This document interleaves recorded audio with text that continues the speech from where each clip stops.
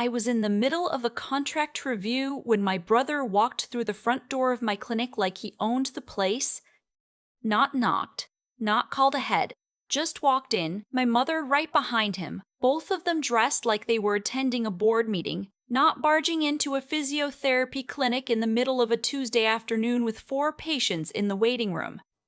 I remember the exact second I saw them. My hand stopped moving across the keyboard. My office manager, who was standing at the front desk, looked at me through the glass partition with wide eyes like she was asking if she should call someone.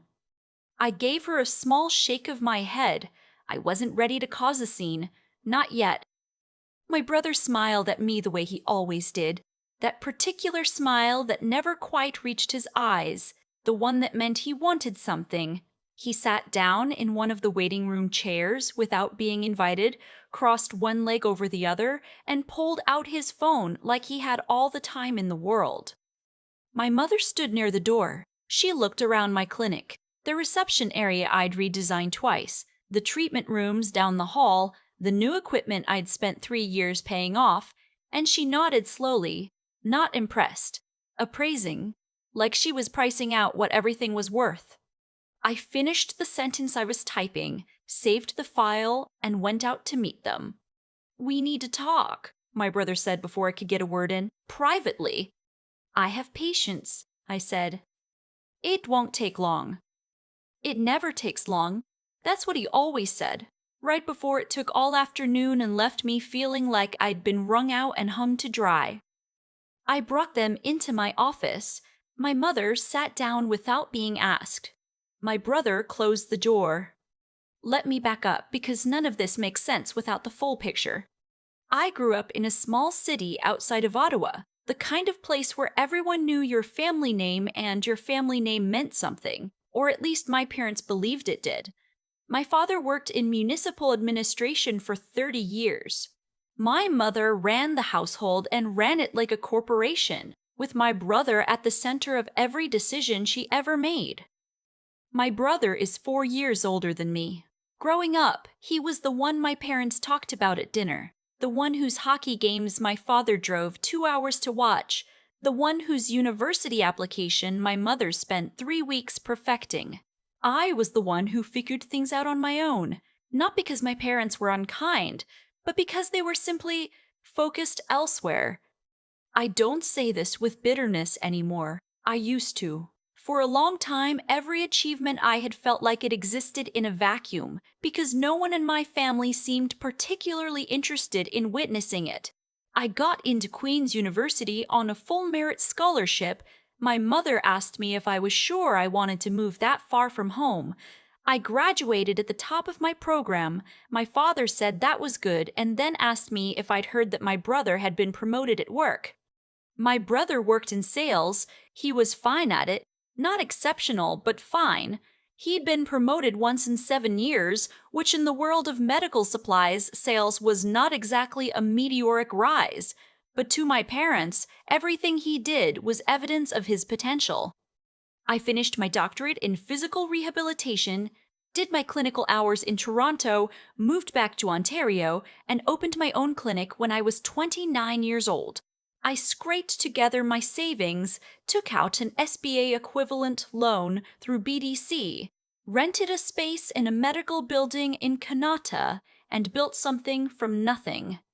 The first year was brutal.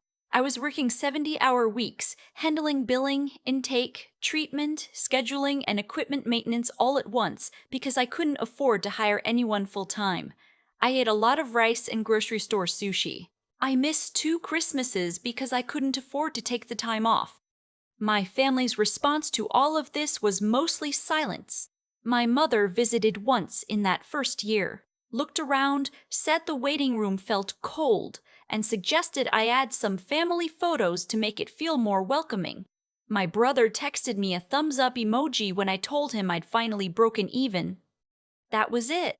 That was the support I received. I kept building anyway. By the time I was 32, I had 3 full-time registered physiotherapists on staff, 2 massage therapists, and a client base that included 2 semi-professional sports teams in the region. I'd signed a partnership agreement with a sports medicine group out of Ottawa, and we were in the early stages of discussing a second location in Nepean. That's when my family started paying attention again. Not when I broke even, not when I hired my first employee, not when I signed the sports team contracts, when I started talking publicly about expansion, when the Ottawa Business Journal ran a small feature on independent healthcare entrepreneurs in the region, when my name was suddenly attached to something that sounded like real money. My mother called the morning the article came out. She said she was proud of me. I remember sitting in my car in the clinic parking lot holding the phone, not knowing what to say. It had been almost 4 years since she'd used that word in relation to anything I'd done. I should have recognized it for what it was. I was so desperate to hear it that I didn't. My brother started texting more after that. Casual things at first, checking in, asking how business was going, telling me about a new supplement line his company was carrying, wondering if I'd be interested in stocking it at the clinic. I said no politely, twice. He stopped bringing it up, but the texts continued. Then, 6 months after the article, my parents drove down from Ottawa unannounced and sat in my waiting room until I could see them. That was the first time I understood that something had shifted, though I still didn't understand what it was shifting toward. Now, standing in my office, the door closed, my brother on one side of my desk and my mother on the other, I was starting to understand. My brother opened with a compliment. He always did. He said the clinic looked great, that I'd done something impressive, that he'd been telling people about it for years. His eyes moved around the room when he said it, to the degrees on the wall, the filing cabinets, the window that looked out onto the parking lot. Then he opened the folder he brought in with him. It was a business proposal, printed, bound, with a cover page. I looked at it for a long moment before I touched it. "We've been thinking," he said, "that with the right structure, this practice could be worth 5, 10 times what it is now. You need a business development arm, someone who understands client acquisition, partnerships, revenue diversification, someone who can take the pressure off the administrative side so you can focus on the clinical." I turned to the first page. The title read, Joint Venture Proposal, Integrated Healthcare Partnership. His name was listed as Chief Operating Officer. "You want to be COO," I said. "Co-director, technically," he said. "I'd be handling the business side. You keep the clinical side. It's a clean division of responsibility." "You don't have a background in healthcare administration." "I've spent 12 years in medical sales. I know this industry." Selling supplements to walk-in clinics is not the same as running a physiotherapy practice. "I'm a fast learner," he said, "and I'd have you." I looked at my mother, who had been quiet until then. She was watching me with an expression I recognized, patient, certain. The face she made when she had already decided how a conversation was going to end. "This would be good for both of you," she said. "You've been doing this alone for too long. You need family around you." I set the proposal down. "What percentage are you asking for?" I said. My brother hesitated for just a fraction of a second. 45. Of a business I built from the ground up, with no contribution from either of you. "You'd be gaining a full-time business partner," he said. "That's not nothing." "It is, though," I said. "When that partner has no relevant qualifications, no capital to contribute, and no demonstrated knowledge of the regulatory environment I operate in, it's actually less than nothing. It's a liability." My mother made a small sound. "You've always been so transactional." I looked at her. "I'm sorry?" "We're family," she said. "This isn't a negotiation. This is your brother trying to help you.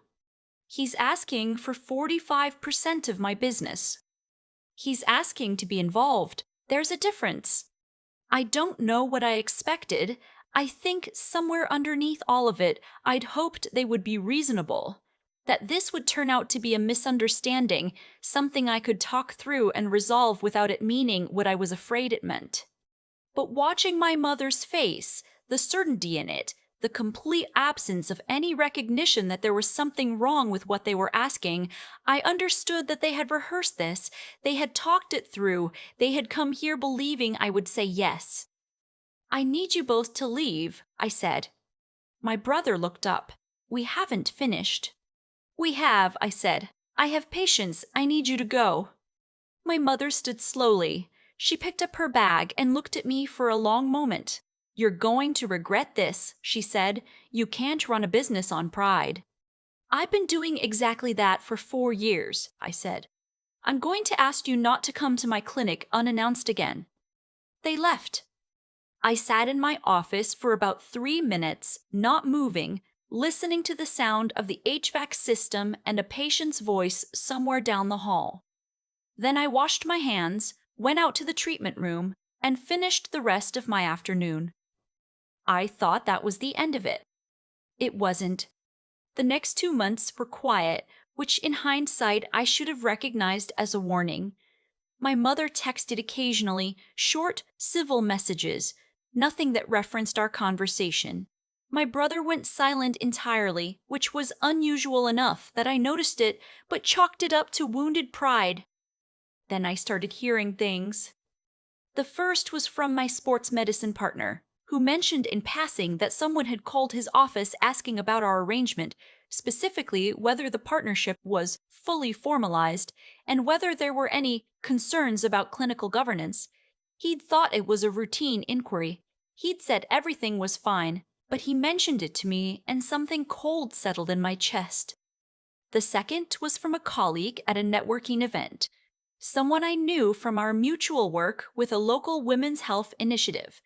She'd heard, through someone she knew who knew someone connected to my family, that I was looking to sell a stake in the practice. She said it in a totally neutral way. "Just checking in," she said, in case it was true and she might know someone interested. I told her it wasn't true. She believed me. But I drove home that night with my hands tight on the steering wheel. Someone was talking about my business. Someone was planting a narrative that I was looking to bring in a partner, that I was open to investment, that the structure of my ownership might be in flux. I didn't have proof of who. I didn't need it. I called my lawyer the next morning. She had been my business lawyer since I incorporated, a woman I trusted completely, sharp and practical and deeply unimpressed by anything that wasn't documented evidence. I laid out everything, the meeting, the proposal, the 2 incidents, and she listened without interrupting. "Do you have the proposal they brought in?" she said. I'd kept it. "Good," she said. "Don't throw anything away and start documenting every contact, every conversation, every secondhand report. Dates, names, exact words if you can remember them." "Do you think they're trying to?" "I think you should assume the worst and hope to be wrong," she said. "That's my professional advice." I started keeping a log that night. Every text from my mother, saved and time-stamped. Every mention of my business that came back to me through other people, written down in a document I kept locked. Then the review appeared. It was on Google. A 1-star review from a name I didn't recognize posted on a Tuesday night, describing a billing experience that had never happened. The details were specific enough to seem credible, a named therapist, a treatment date, an insurance dispute, but none of it corresponded to any real file in my system. I checked 3 times. I flagged it for removal. Google's process was slow. 2 more appeared over the following week. Different names, similar structure, specific enough to feel real, detailed enough to create doubt. One mentioned concerns about patient confidentiality. Another said the clinic had given incorrect clinical advice that led to further injury. None of it was true. All of it was damaging. I knew what was happening. I just couldn't prove it yet. My office manager came to me on a Friday afternoon and closed the door. She'd been with me for 2 years, and she had the particular loyalty of someone who'd been there when things were hard. She told me that she'd received a call earlier that week from a man who said he was conducting a routine business reference check on my clinic, asking questions about my ownership structure, whether I had a co-director, whether the practice had any outstanding disputes. He knew a lot of details, she said carefully. Specific ones, the kind you'd only know if you'd spent time here. Or someone had described it to you in detail. I thanked her. I added the call to my log. I called my lawyer again. By this point, I had 4 weeks of documentation. Not conclusive proof of orchestration, but a pattern that was hard to explain any other way. My lawyer said we weren't quite at the threshold for a defamation filing, but we were close. She suggested we get ahead of it. I reached out directly to my sports medicine partner. I told him everything, not asking for his sympathy, just giving him the full picture before he heard a distorted version of it. He was quiet for a moment, and then he said, "I appreciate you telling me. For what it's worth, I looked into those questions I got and everything checked out fine on our end. We're not going anywhere." That studied me. I contacted the regional physiotherapy regulator and filed a preemptive report, not a complaint, but a disclosure. I told them I was aware that false claims might be made about my clinical practice, and I wanted it on record that I was operating in full compliance with all professional standards. They logged it. That log would matter later. I hired a second lawyer, one with experience in civil litigation, and asked her to write letters to the review platforms formally contesting the reviews and requesting information on the accounts that had posted them. Under Canadian law, particularly given the specificity of the false clinical claims, there was a reasonable argument for defamation. The letters went out. Then I waited. The reviews came down within 3 weeks. The platforms didn't disclose account information, but the removal was enough. The calls to my partners stopped. The rumors about me looking to sell dried up. And then on a Thursday morning in October, my phone rang. It was my mother. She asked if we could meet for coffee. Somewhere neutral, she said. She had some things she wanted to discuss. I said yes. I brought my lawyer's number up on my phone and kept it open in my pocket the entire time. We met at a cafe in Westboro. She was there when I arrived, which was unusual. She had always been late for everything when I was growing up. A small power move I'd watched her use on other people for years. The fact that she was early told me she prepared for this conversation. She asked about the clinic. I said it was well. She asked about the expansion plans. I said they were progressing. She nodded and stirred her coffee. Then she said she was sorry things had gotten so complicated. She didn't say what things, she didn't say who'd made them complicated. She used the passive voice throughout.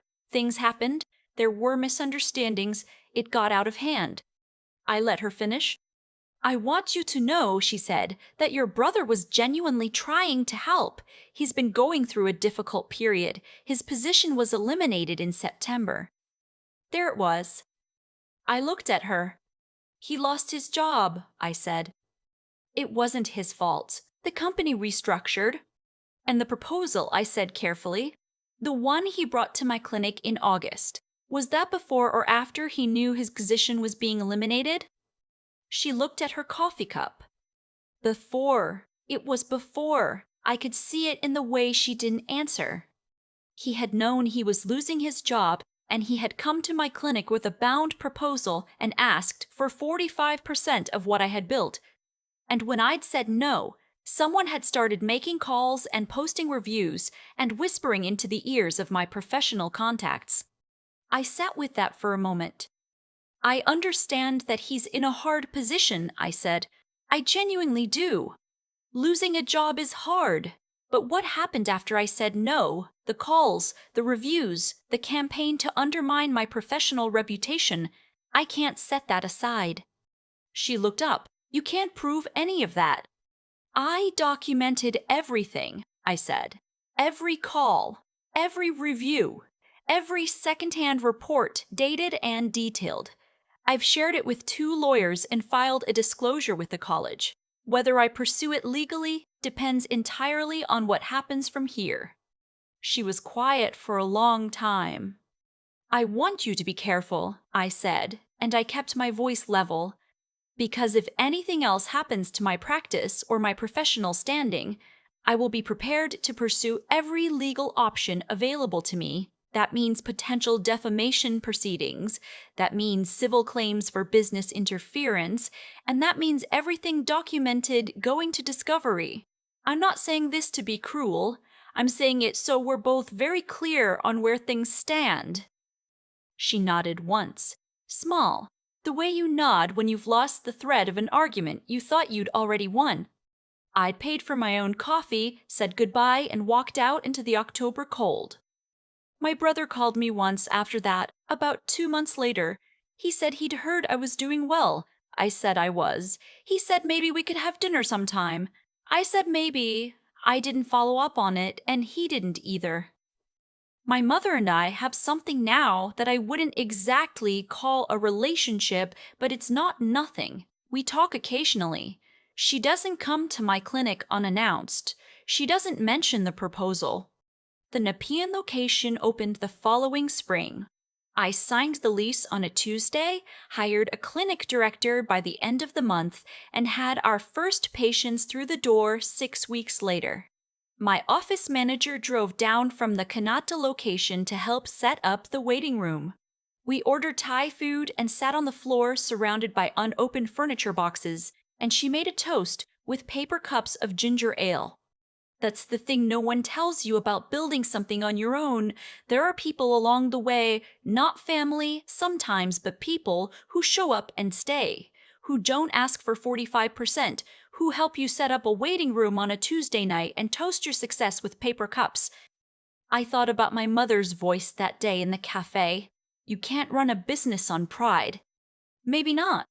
But you can run one on clarity, on knowing exactly what you built and what it cost and what you're willing to give away.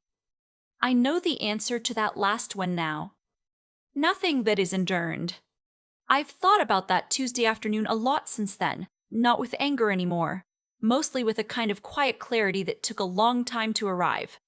What my brother did wasn't random. He didn't show up at my clinic by accident with a bound proposal and a rehearsed pitch out of nowhere. He showed up because he was losing something, and he looked around for the nearest thing that looked stable. I had spent 4 years building something stable. The math, from where he was standing, probably felt simple.